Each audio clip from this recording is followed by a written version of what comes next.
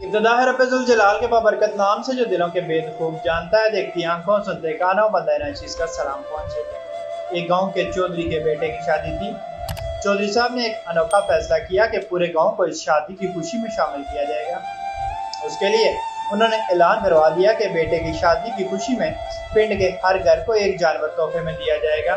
مزید یہ کہ جس گھر میں مرد کا راج ہوگا وہاں ایک گھوڑا دیا جائے گا، اور جس گھر میں عورت کا راج ہوگا وہاں ایک مرغی دی جائے گی۔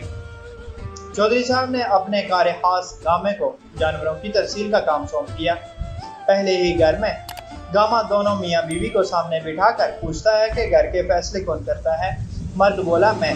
گامے نے جواب دیا کہ جناب سارے گھوڑے کسی نہ کسی کے ہو گئے ہیں، اب صرف 3 باقی رہ گئے ہیں، ایک کالا، ایک سرخ اور ایک چینا۔